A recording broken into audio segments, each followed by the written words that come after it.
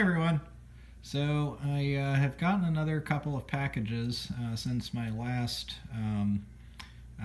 video that I posted. The one that is the prettiest was the box that had my AutoMeter gauges. And I'd actually recorded a little bit of an unboxing video, but I wasn't happy with how that turned out, so decided I would instead show this with starting to mock up things a little bit for the dashboard. So with the factory 5 Mk4 kit, you get this this piece of aluminum for the dash. People cover it in all kinds of different ways. I haven't decided exactly what I'm going to do with it yet, but I'm probably going to do some kind of vinyl like most people do, black vinyl kind of deal. I may do some kind of black paint texture or cover, but we'll see. Probably just stick with the fabric. But this comes pre-punched for a few things. The first one is the gauge pack, which consists of 5 2 1/16 gauges, and then you have the hole for the speedometer and the tachometer, which if you buy the factory 5 kit, they're 4-inch gauges. So if you look, you can see that for some reason my tachometer is mostly fitting and the speedometer is not. So I went with 5-inch gauges, and one of the big reasons is that I really like the AutoMeter Sport Comp gauge style. And while I realize it's not period correct for the car, it is technology correct, period correct for the technology rather, that I'm putting in the car in terms of electronic fuel injection. And another package I got here were my coil packs.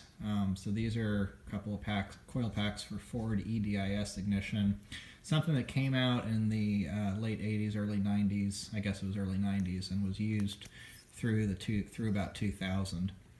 And all of this, the EFI I'm using with Mega Squirt, these coil packs for EDIS ignition, all of these kind of 90s, 2000-ish era, and that was when these Sport Comp gauges came out and were the most popular. I remember when I was in high school, these were a lot more popular in the late 90s.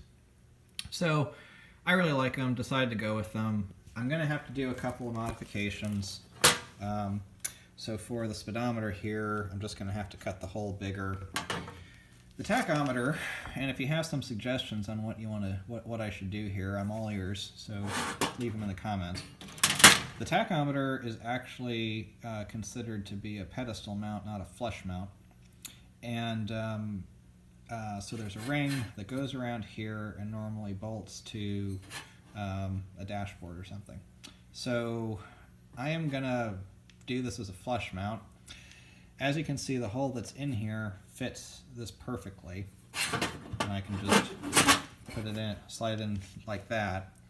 And I'm working on exactly what I want to do to essentially convert that into a flush mount, what I need to do from behind.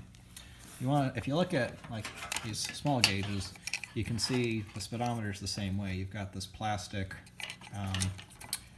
little plastic bracket, slides over these little bolts, and then you just screw some nuts down, and then that holds it against the dashboard.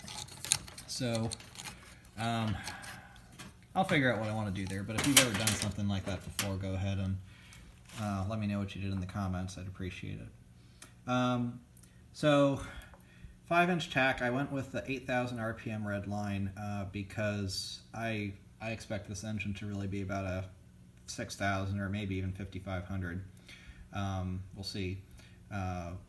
Definitely not 10,000. And so a lot of people like to go for a really high red line on their tachometer, and that looks cool. But the reality is you want your tachometer to be valid or be showing the range you're going to be using your engine. Because otherwise you're actually giving up resolution and precision for the cool factor of saying my tachometer goes to 11. So not really, not something that's really useful. So I guess to that point, maybe I shouldn't have done 160 mile an hour speedometer because I'm probably not going to be going quite that fast. But I'll probably be going faster than 120 on a racetrack at some point. Maybe, maybe not. We'll see. But that's what I wanted. So for the little gauges, and I actually thought about going with 2 and 5/16 because, you know, kind of like the 5-inch Speedo and tack, a little bit better resolution, you can see a little bit better. But I figured I'd just go with the 2 and 1/16. I can, if I don't like them, I'll change it later. But I went with mechanical for water temp and oil temp. I like mechanical gauges better just because you know, they're simple, they function. You just put it, you just put the probes into the source, and they just work. So the other thing I really like is that they tend to have a 270-degree sweep. So again, more precision in terms of your reading. So did that. Mechanical oil pressure gauge, and then I went with a voltmeter and a fuel level.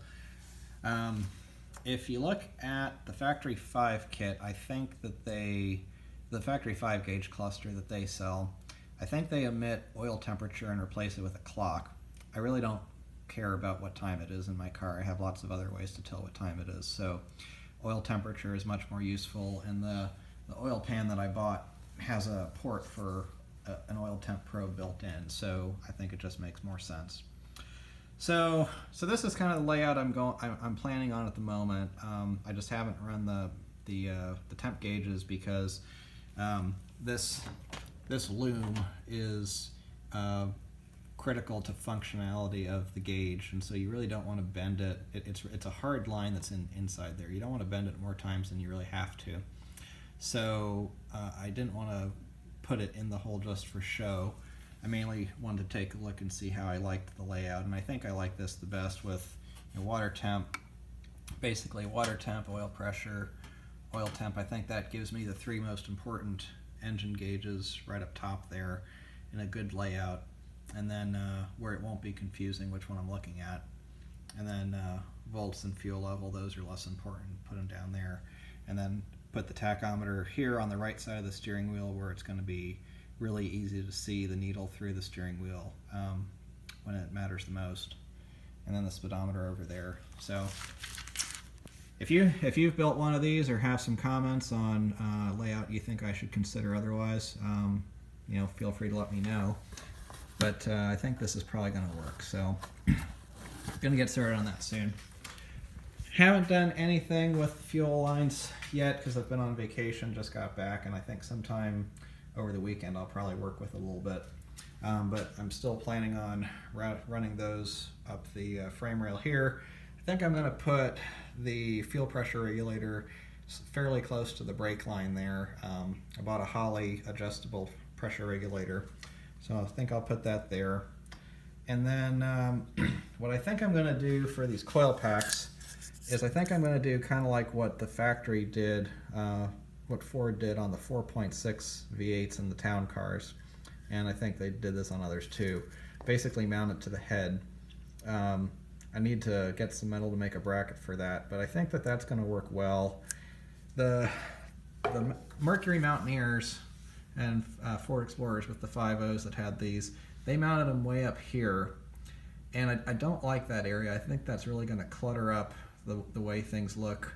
You know, I want to have the individual throttle bodies really strike your attention when the hood opens on this car, and these will detract from it a bit. But if they're down, you know, if they're down here on the front of the head, then I think that's going to be a good spot.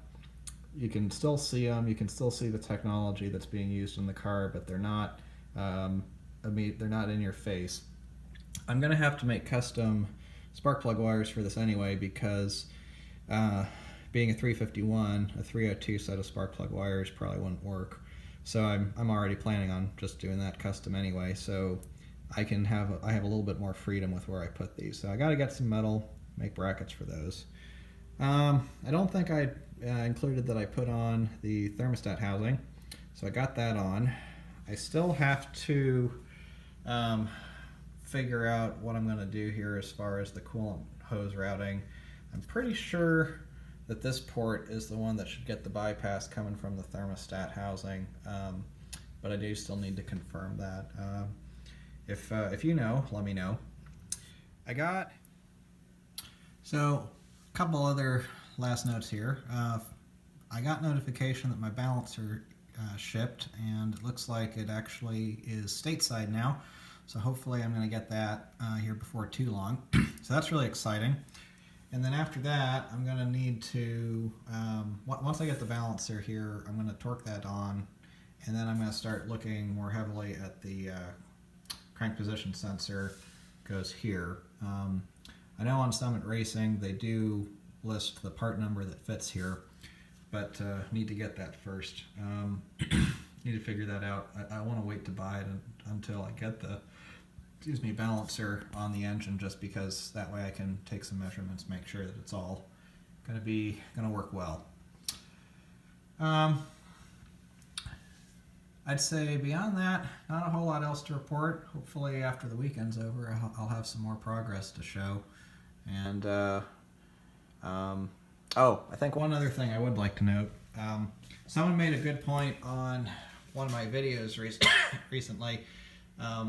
Gave a tip for getting the blue anodized color off of my fuel rails and the fittings. And so I think I'm going to do that at some point. I'm not sure when I'm going to go about doing that, because really right now I just want to focus on getting this car to the point of first start. That's really top priority. So thanks for watching. Happy New Year to everyone. Hope everyone had a great Christmas, and I'll post another video soon.